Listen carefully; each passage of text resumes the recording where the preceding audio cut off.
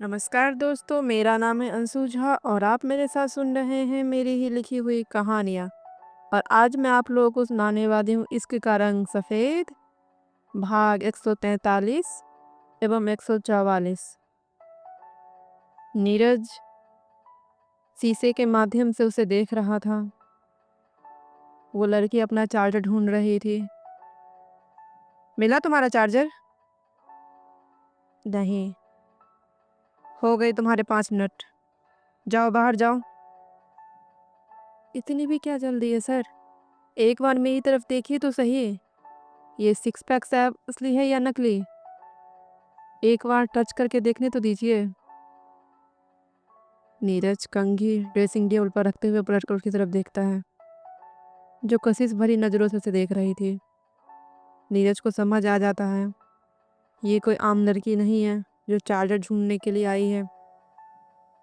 इन जैसों से उसका कितनी बार पाला पड़ चुका था, लेकिन कभी भी इन लड़कियों को देखा भी नहीं था। हमेशा बिजनेस डील के सिलसिले में उसकी रात रंगीन होती थी। बाकी शादी के बाद तो ये सब भूल ही चुका था। निकलो बाहर। लेकिन sir, I said get out. Sir एक बार मेरी तरफ देखिए तो सही। आपको खुश नहीं कर दिया तो मेरा नाम। पेमेंट आप खुश होने के बाद दीजिएगा। नीरज उसे हाथ लगाना नहीं चाह रहा था, लेकिन ये लड़की उसकी बात सुन ही नहीं रही थी। तुम चाहती हो होटल का स्टाफ बुलाकर तुम्हें बाहर निकलवाऊं? नीरज की बात सुनकर उसकी आंखें गहरी हो जाती हैं। इतनी भी आपको जल्दी क्या है मुझे बाहर निकालने का? सभी शरीफजादे मेरे हुस्न के आगे झुक जाते हैं। एक बार मुझे देखिए तो सही।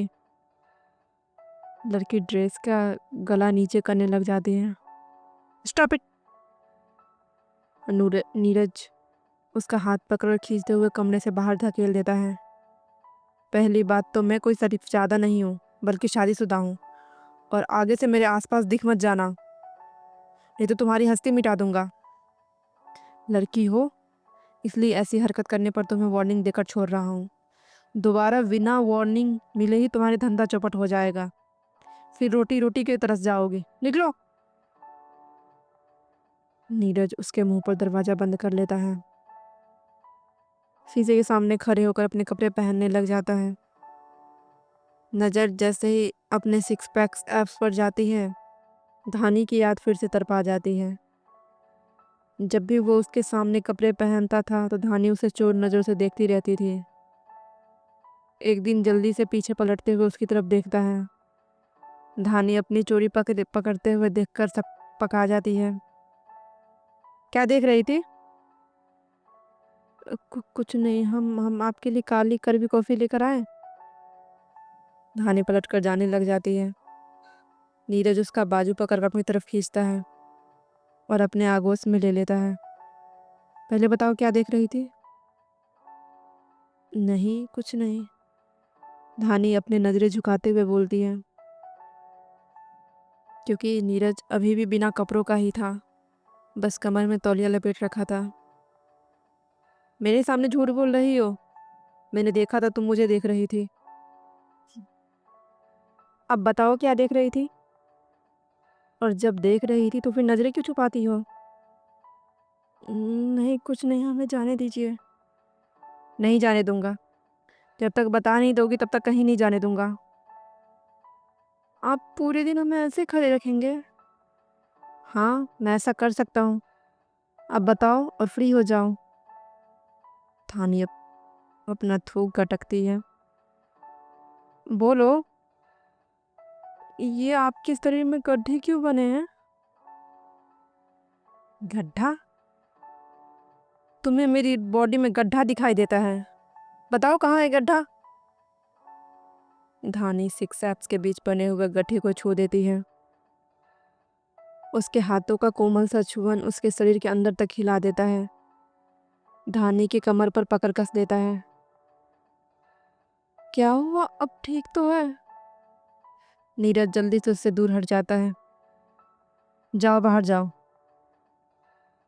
लेकिन आपने बताया नहीं ये क्यों है? धानी अभी भी मासूम भरे सवाल कर रही थी। बाद में बताऊंगा, अभी जाओ। दरवाजे की आवाज़ सुनकर नीरज अपनी दुनिया में वापस आता है। अब कौन है? दरवाज़ा खोलता है तो होटल स्टाफ खड़ा था, खाना लेकर। सर, आपका ऑर्डर। रख दो। खाने के साथ चैंपियन की बोतल भी थी। स्टाफ खाना रखकर चला जाता है। मेरा भी दिमाग ना उस पागल पर ही अटका पड़ा है। उसे तो मेरी याद भी नहीं आती होगी और मेरी यादों से जा ही नहीं रही है। नीरज, तू पागल हो चुका उस लड़की के पीछे। तेरा दिमाग, तेरा दिल सब अपने बस में नहीं है। एक बार फ़ोन करना भी ज़रूरी नहीं समझा। मैं कहाँ हूँ, क्या कर रहा हूँ? बस मिल गए मम्मी जी पापा जी, मगन हो गई होगी उनके साथ। मैं मरूँ या जीऊँ, क्या ही फ़र्क पड़ता है उसे। नीरज बड़बड़ाते हुए अपना गिलास खाली कर देता है। जब तक धानी मुंबई में थी, नीरज नकुल से फ़ोन करके उसकी हाल चाल ले लेता था, और जब दिल्ली गई थी तो शरद से पूछ लेता था, फ़ोन करता था। फ़ोन करता हूँ शरद को, शायद सो गया होगा। हाँ तो क्या हो गया, मेरा फ़ोन नहीं उठाएगा? नीरज बोलते हुए शरद को फ़ोन मिला देता है। रात के 12 बज रहे थे। शांति भरे कमरे में शरद की मोबाइल बजने लग जाती है। शरद, उठो, आपका फ़ोन बज रहा है। ईशानी उसे उठाती है। इस वक्त कौन हो सकता है? बोलते हुए शरद अपना फ़ोन उठा लेता है। नीरज का नाम देखकर अपनी आंखों को मसलता है। भाई भी पता नहीं दिन भर कहाँ रहते, क्या करते रहते, रात को इन्हें फुर्सत मिलती है फ़ोन करने की, जैसे मैं इनकी बीबी हूँ। हेलो, क्या कर रहा है? कुछ नहीं भाई, बस हॉकी खेल रहा था। रात को इस वक्त हॉकी कौन खेलता है? अच्छा, आपको पता है कि रात है? तुम्हारा दिमाग ठिकाने पर है कि नहीं? कैसी बहकी बहकी बातें कर रहा है? रात को आधी नींद में उठाकर पूछेगा तो दिमाग ठिकाने पर कहाँ से रहेगा? मैं ऐसी ही बातें करूँगा ना। दिन में आप क्यों नहीं फ़ोन करते हैं? बस ऐसे ही, मेरे पास फालतू टाइम नहीं है फ़ोन करने का। तो अब आपके पास फालतू टाइम कहाँ से आ गया? चुप कर, बहुत बकवास कर रहा है। ठीक है, बताइए क्यों फ़ोन किया है? भाभी को उठाऊँ? नहीं, कोई ज़रूरत नहीं, उसे चैन से सोने दे। भाई, बात करने का मन है तो एक बार बात कर लीजिए ना। आपके जाने के बाद भाभी शांत और गुमसुम रहती है। अच्छा, फिर तुम लोगों के सामने वो उछलती कब थी? नहीं, मेरा मतलब वो नहीं था, लेकिन बहुत गुमसुम रहती है। वो ऐसा चेहरा बनाकर ही रहती है। और सब ठीक है?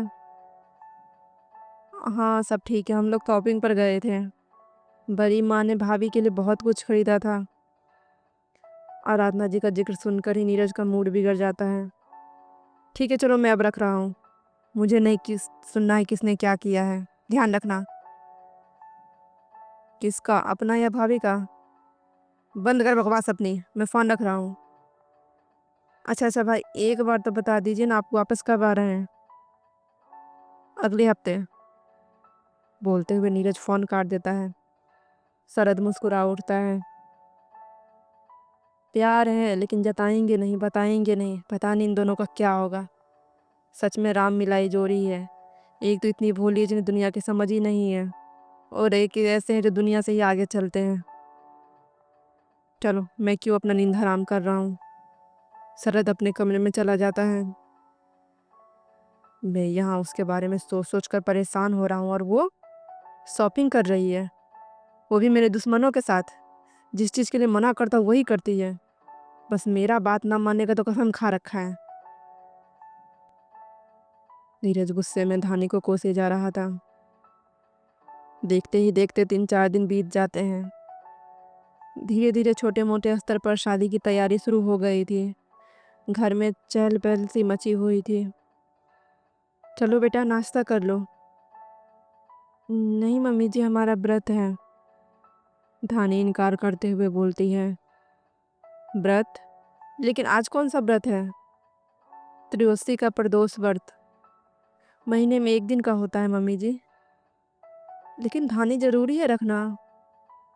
हाँ मम्मी जी, हम बहुत सालों से रखते आए हुए हैं।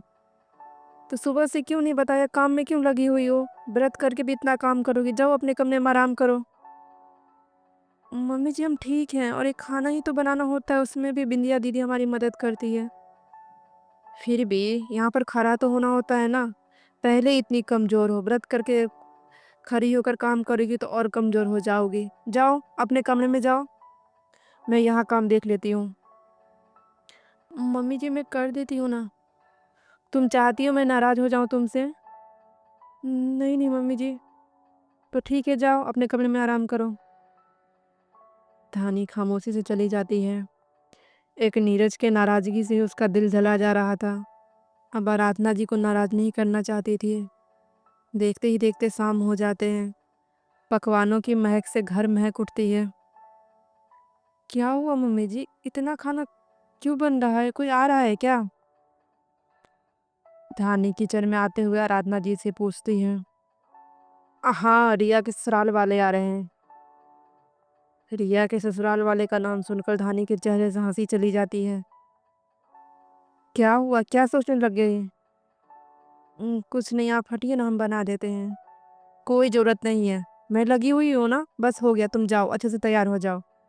सबके सामने मेरी बेटी अच्छी और प्यारी दिखनी चाहिए। अच्छे से तैयार तो है मम्मी जी। हाँ जाओ, थोड़ा बाल और चेहरा संवार लो। लगना तो चाहिए तुम्हारी नई नई शादी हुई है। जी मम्मी जी। धानी अपने कमरे में चली जाती है। पता नहीं देवेश का जिक्र और नाम सुनकर ही उसके मन में डर भर जाता था, लेकिन अपने भरम को पीछे छोड़ते हुए तैयार होकर नीचे चली जाती है। शाम को पूरा मेहरा परिवार सक्सेना मेंशन पहुंच जाता है। अरविंद जी और गोविंद जी भी आ गए थे। शरद भी घर पर ही था। वो ईशानी को अब आजकल पर टाल रहा था। आज बात करेगा, कल बात करेगा। ईशानी शरद के नरम पड़ते हुए देखकर समझ गई थी कि उस शरद उसके फैसले को मानने के लिए तैयार हो गया था। बाकी उसके मन में क्या चल रहा था वो शरद ही जान रहा था। शरद, ईशानी कहाँ है? ईशानी को वहां पर ना देखकर आराधना जी सवाल करती है। मैं उसे बुलाता हूँ। शरद वहां से उठकर ईशानी को फ़ोन करता है, तो ईशानी का फ़ोन बिजी बता रहा था। ईशानी इधर अपनी माँ से बात करने में बिजी थी। क्या हुआ ईशानी, आजकल तो बहुत चिड़चिड़ी हो गई है। दामाद जी ने कुछ कहा क्या? नहीं मम्मी, वही तो नहीं कुछ कह रहे हैं, मैं तो परेशान हूँ। क्या नहीं कह रहे हैं? यही कि बच्चा रखना है कि। बोलते बोलते ईशानी की जुबान रुक जाती है। अपने प्रेगनेंसी के बारे में उसने माँ को भी नहीं बताया था, क्योंकि सुशीला जी कभी भी उसका अबॉर्शन नहीं करने देती। हमेशा ईशानी को ही कहती थी बच्चा करके उस घर पर राज कर, और अब जब उन्हें पता चल जाएगा तो और जीना हराम कर देगी। और वो हर हाल में माँ बनने के लिए तैयार नहीं थी। क्या कहा तूने? बच्चा? तू माँ बनने वाली है? नहीं मम्मी, ऐसी कोई बात नहीं है। झूठ मत बोलो ईशानी। आजकल तेरे चिड़चिड़ा स्वभाव से पता चल रहा है कि तू पेट से है। ये खुशखबरी तूने सबको बताई? मैं अभी शबनम जी को फ़ोन करती हूँ। मम्मी मम्मी मम्मी, रुको रुको, सुनो आप, मुझे ये बच्चा नहीं चाहिए। सुशीला जी जो आसमान में उड़ रही थी सीधे धरती पर गिरती है। क्या मतलब तेरा? मेरा मतलब साफ है मम्मी, मुझे ये बच्चा अभी नहीं चाहिए तो नहीं चाहिए। पागलपन बंद कर ईशानी, और चुपचाप ये बच्चा कर। सक्सेना खानदान को बारिश दे, नहीं तो वो धानी सबकी चहेती बन जाएगी और तू कोने में ही पड़ी रह जाएगी। मम्मी भाभी बनेगी नहीं, चहेती बन चुकी है। मेरी इस घर में कोई वैल्यू नहीं है मम्मी। बस मैं एक शोपीस की तरह हूँ जिसे हमेशा सच सबर कर रहना है। मैंने अपनी लाइफ ऐसी नहीं सोची थी मम्मी, मुझे कुछ करना था, कुछ बनना था। मैं कॉलेज टॉपर थी मम्मी। अब मैं बस माँ बनकर मैं जिंदगी झंडरी कर सकती हूँ। चुप, बकवास बंद कर अपनी। और खबरदार जब बच्चों को नुकसान पहुंचाने की कोशिश की तो, नहीं तो मैं ये बात सबको बता दूंगी। इससे अच्छा तू ही सबको बता दे और बच्चा हो जाने दे। तुझे जो बनना है बन जाना, लेकिन अब उस घर की लाडली बहू बन। सुशीला जी उसे लाख समझाने की कोशिश करती है, लेकिन ईशानी नहीं समझती है। ईशानी नीचे चलो, सब बुला रहे हैं। शरद की आवाज़ सुनकर ईशानी चौंक पड़ती है। आप चलिए, मैं आती हूँ। मम्मी मैं रख रही हूँ, मैं नीचे जा रही हूँ। पानी। धानी पानी का ट्रे देवेश के सामने लाते हुए बोलती है, जो उसके ब्लू रंग के साड़ी के झांकते हुए कमर देखने में व्यस्त था। जी भाभी। देवेश मुस्कुराते हुए पानी ले लेता है। धानी वापस किचन में चली जाती है। आइए आइए भाई साहब, ऐसे अचानक? मेहरा परिवार बिना बताए हुए अचानक ही सक्सेना मेंशन आ गए थे। वो तो देवेश ने रिया को बता दिया था, थोड़ी बहुत तैयारी हो गई थी। अब क्या करे भाई साहब, हमारे होने वाली बहू से 1 मिनट की दूरी बर्दाश्त नहीं हो रही है। जब तक रिया से मिले नहीं थे मन को शांति नहीं मिलती है। अशोक मेहरा मुस्कुराते हुए बोलता है, जी ये तो बहुत अच्छी बात है। मैं तो बहुत खुश हूँ कि आप जैसे लोग उसे सास ससुर के रूप में मिल रहे हैं, जो उसे बेटी की तरह प्यार करेंगे। अरविंद जी हंसते हुए बोलते हैं, अरे बेटी की तरह प्यार क्या करना, वो तो हमारी बेटी ही है। भगवान ने हमें बेटी नहीं दिया, रिया के रूप में हमें बेटी ही तो मिल रही है। बस चाहता हूँ बेटी को सुख सुविधा में कोई कमी ना हो, इसलिए उसके लिए एक बड़ा घर ले रहे हैं। लेकिन उसमें 50 लाख कम हो रहे हैं।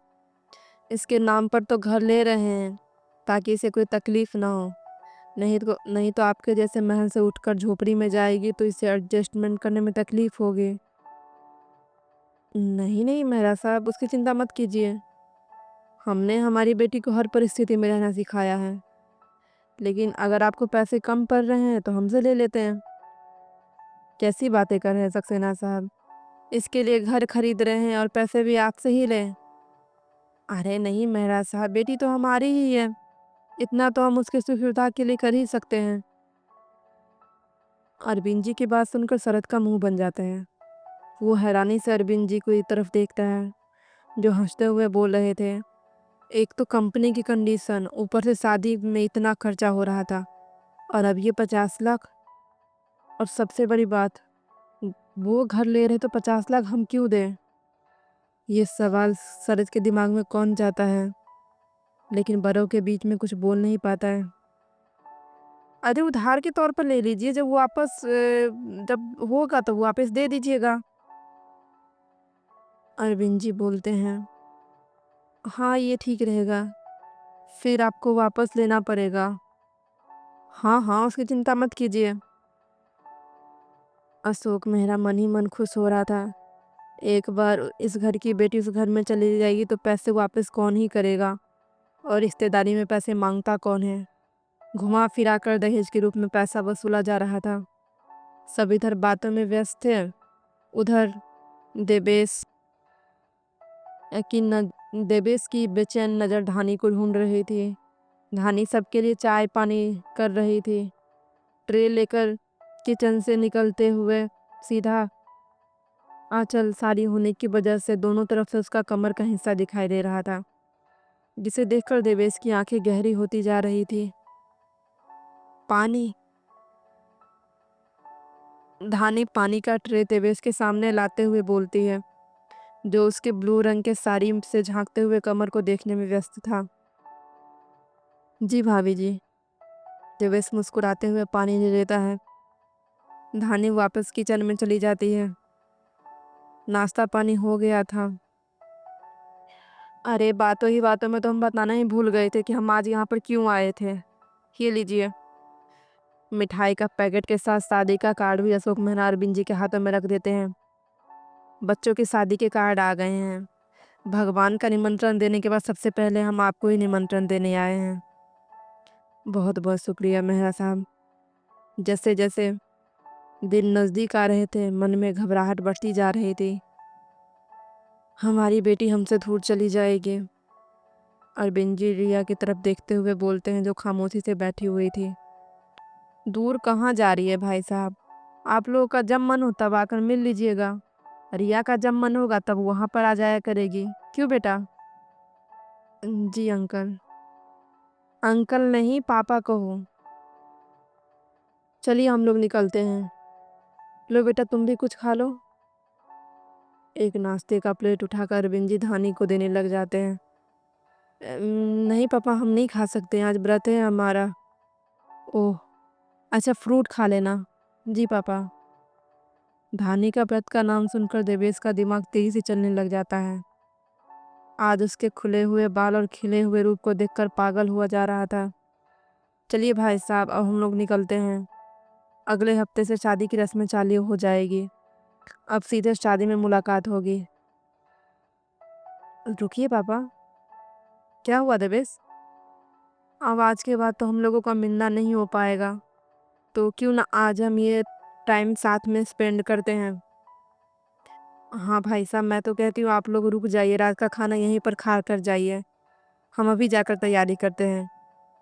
आराधना जी सबको रोकते हुए बोलती हैं, अरे रुकिए बड़ी माँ, आज हम सब साथ में टाइम स्पेंड करेंगे। आप लोग किचन में लगी रहेंगी और हम लोग एंजॉय करेंगे, ये तो गलत होगा ना।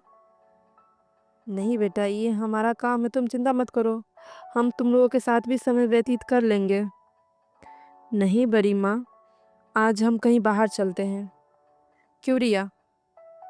हाँ बड़े पापा, आज हम लोग कहीं बाहर डिनर पर चलते हैं। क्या कहते हैं भाई आप? अगर आप लोगों का प्लान बना रहे तो चलते हैं, बहुत दिन हो गए कहीं बाहर गए हुए। हाँ तो थोड़ी देर में तैयार होकर सब निकलते हैं। सब निकलते हैं का मतलब सब। बिंदिया दीदी, आप भी तैयार हो जाइए। देवेश अपनेपन से बोलता है, हम क्या करेंगे भैया वहाँ पर जाकर? क्यों? आपके खाने का मुंह नहीं है? आप इस घर की सदस्य नहीं हैं? नहीं भैया, ऐसी बात नहीं है, लेकिन हम आप लोगों के बीच में जाकर क्या करेंगे? जैसे हम लोग कहेंगे उसी तरह से तुम भी खाना खाने चलो, तैयार हो जाओ। अरविंद जी उसे कहते हैं तो वो भी तैयार होने के लिए चली जाती है। जाओ धानी, तुम भी तैयार हो जाओ। पापा जी हम क्या करेंगे जाकर? हमारा व्रत है, हमारा कहीं भी जाने का मन नहीं है। लेकिन बेटा, वहाँ पर व्रत लाए कुछ मिल नहीं रहा खाने का। नहीं पापा जी, हमारा बिल्कुल भी मन नहीं है, हमारे सर में भी दर्द हो रहा है, तबीयत खराब लग रही है। हम घर पर रहकर आराम करना चाहते हैं। आप लोग जाइए ना, हम कभी और चले जाएंगे। हाँ अरविंद जी से रहने दीजिए, एक तो व्रत है, ऊपर से सारा दिन काम करती रहती है। वैसे ही इतनी कमजोर है, बाहर जाएगी तो और थकावट हो जाएगी। सब जा रहे हैं तो इस अकेला कैसे छोड़ दें?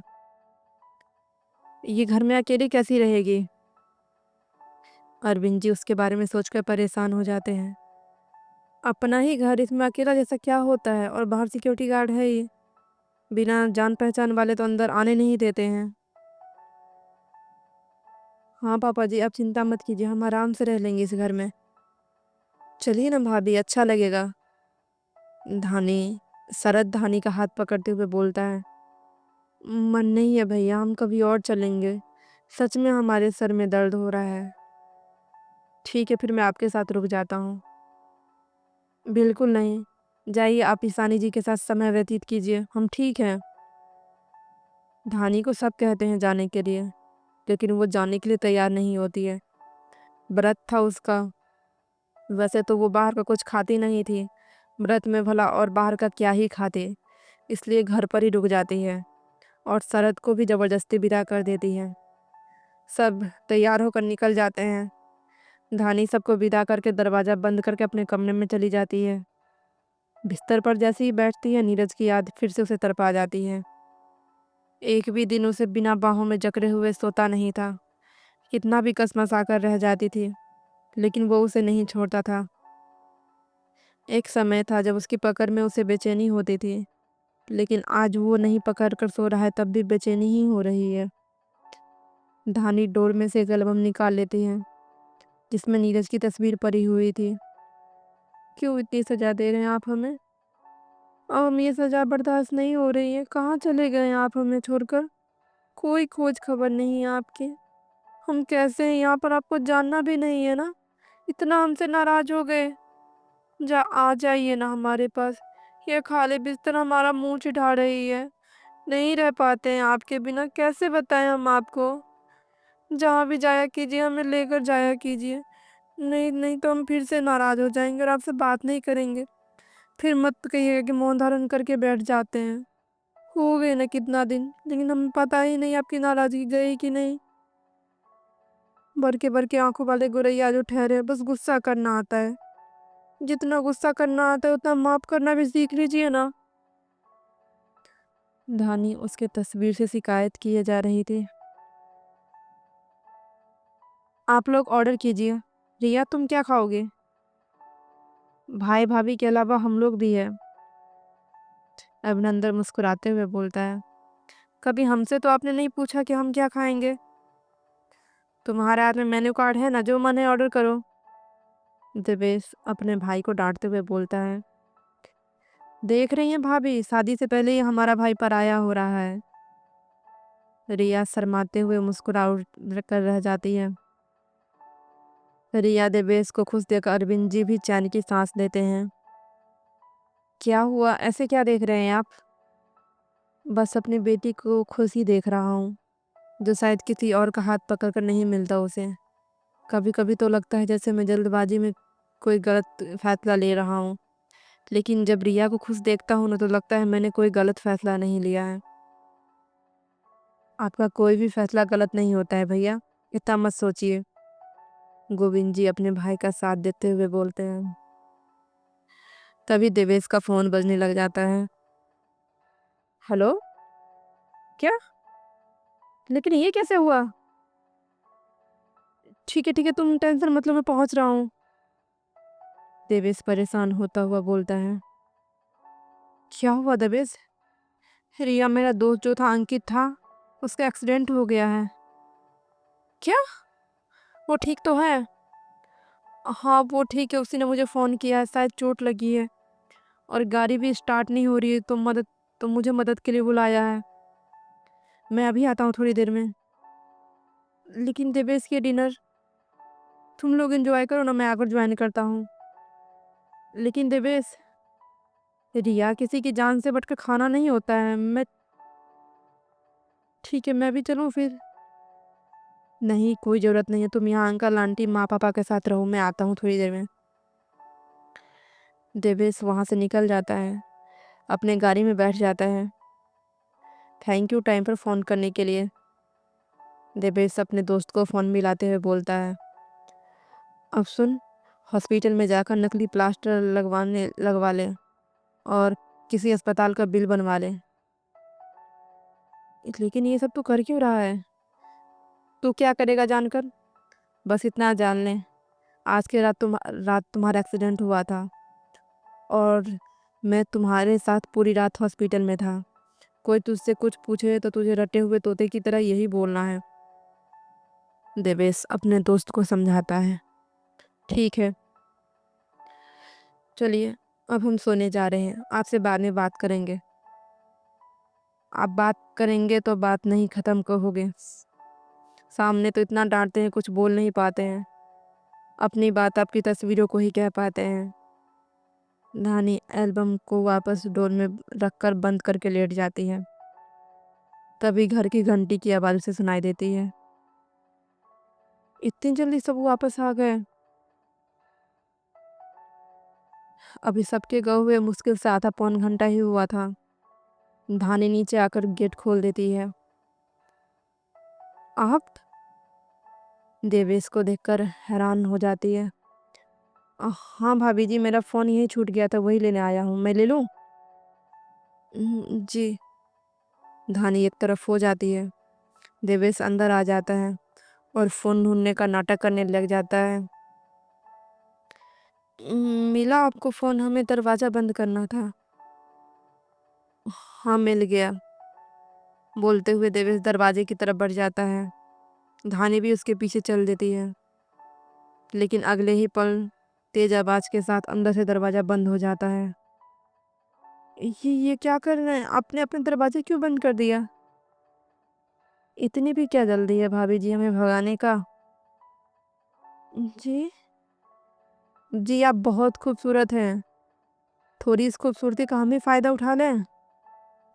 आप चाहिए अभी के अभी यहाँ से। अरे भाभी जी, जाने के लिए थोड़ी ना वापिस आए हैं। देवेश मक्कारी से मुस्कुराते हुए धानी की तरफ बढ़ता है। रात का समय था, बाकी के सारे नौकर अपने घर जा चुके थे। बस एक बिंदिया ही रहती थी जिसे देवेश ने बड़ी चालाकी से सबके साथ भेज दिया था। धानी उसके बढ़ते हुए कदम देखकर पीछे पलटते हुए तेजी से अपने कमरे की तरफ दौड़ पड़ती है। देवेश भी मुस्कुराते हुए उसके पीछे दौड़ पड़ता है। धानी हाँफते हुए कमरे में पहुंचती और पीछे पलटकर दरवाजा बंद करने की कोशिश करती है, लेकिन देवेश अपना पैर दरवाजे के बीच फंसा देता है। भाभी जी, आपको दरवाजे को बंद करने की इतनी जल्दी क्यों पड़ी है? हमें तो अंदर आने दीजिए। देखिए देखिए, आप गलत कर रहे हैं। इनको पता चलेगा तो आपको छोड़ेंगे नहीं। इनको कौन? आपका पति, जो पता नहीं किस बिल में जाकर बैठा हुआ है। देवेश अंदर घुसकर अपने पैर से दरवाजे को तेजी से बंद कर देता है। दरवाजा बंद होने की आवाज़ सुनकर धानी डर से कांप जाती है। क्यों क्यों कर रहे हैं आप ऐसा? चले जाइए ना यहाँ से। हम किसी को नहीं बताएंगे, लेकिन हमें छोड़ दीजिए। भाभी जी, अब बताएंगे तब भी कोई विश्वास नहीं करेगा। चलिए ये सब छोड़िए और मेरी बात सुनिए। देखिए, मेरे साथ अच्छे से कॉर्पोरेट कीजिए। आप भी इंजॉय कीजिए और मुझे भी इंजॉय करने दीजिए। आप समझ रही है ना हम क्या कह रहे हैं? नहीं नहीं, हम हमें कुछ नहीं समझ रहा है और धानी खुद को बचाने के लिए बाथरूम की तरफ भागती है। देवेश भी दौड़ते हुए उसे पकड़ लेता है और एक झटके से उसे बेड पर फेंक देता है। क्या है भाभी जी, इतना क्यों नौटंकी कर रही हैं? सबसे पहले आपके पहले पति ने आपको छुआ होगा, उसके बाद आपका दूसरा पति नीरज ने छुआ होगा, और अब तीसरा मैं हूँ। आप तो ऐसे नौटंकी कर रही है कि जैसे पहले मैं हूँ। हमें हमें किसी ने भी नहीं छुआ है, मत करिए हमारे साथ ये।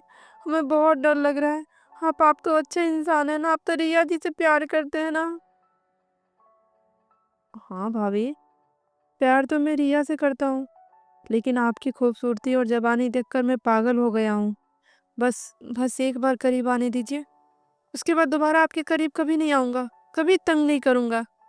बस बस ये रात मुझे आपके साथ मनाने दीजिए। कसम से दोबारा आपको कभी परेशान नहीं करूँगा। ना मैं किसी को बताऊँगा, ना आप किसी को बताना। देवेश अपना शर्ट उतारते हुए बेड पर चढ़ जाता है। धानी भागने की कोशिश करती है, लेकिन देवेश उसका पैर पकड़कर खींचते हुए नीचे करता है और अपने नीचे दबोच लेता है। धानी की आंखों से अनगिनत आंसू बहने लग जाते हैं। नज़र सामने लगी हुई नीरज की तस्वीर पर चली जाती है। आंसू बहाने से अच्छा है विरोध करो। मैं तुम्हारे साथ जबरदस्ती कर रहा हूँ तो तुम मुझे रोको, ना कि कमजोर की तरह आंसू बहाओ। नीरज की आवाज़ धानी के कान में फिर से गूंज उठती है। एक नज़र देवेश को देखते हुए और फिर टेबल पर रखा हुआ पानी का जग दिखाई देता है, जो उसके हाथों के पहुंच के पास था। टेबल पर रखा हुआ पानी का जग सीधे देवेश के सर पर मारती है। दर्द के मारे देवेश की पकड़ ढीली हो जाती है। धानी उससे छूटते हुए दूर खिसकती है। देवेश के सर से खून की धारा बहने लग जाती है। कांच का जग टूटकर बिस्तर पर बिखर चुका था। अपने बहते हुए खून को देखकर देवेश बौखला उठता है। साली, मुझे मार रही है।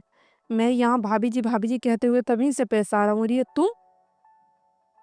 धानी उसके चंगुल से निकलते हुए दरवाजे की तरफ भागती है। देवेश भी उसके पीछे लपकता है। बहुत हल्के में ले लिया मैं तुम्हें मैंने। अब बताता हूँ। नहीं, नहीं छोड़ूंगा मैं। तुम्हें तो हर हाल में नहीं छोड़ूंगा। उस नीरज सक्सेना को बहुत गुमान है ना खुद पर, और अब तुम्हें रौंद कर उसका सारा गुमान तोड़ूंगा। देवेश फिर से उसका हाथ पकड़ करके झटका देखता है। वो लहराते हुए बेड पर जाकर गिर पड़ती है। देवेश अगले ही पल साड़ी पकड़ कर खींच लेता है। धानी की साड़ी खुलकर उसके हाथों में आ जाती है। हर हर महादेव दोस्तों, आज का भाग यही ख़त्म होता है। चैनल पर नए हैं तो लाइक कीजिए, सब्सक्राइब कीजिए और दोस्तों के साथ शेयर कीजिए, और कमेंट करना आपकी मर्ज़ी है। चलिए, थैंक यू।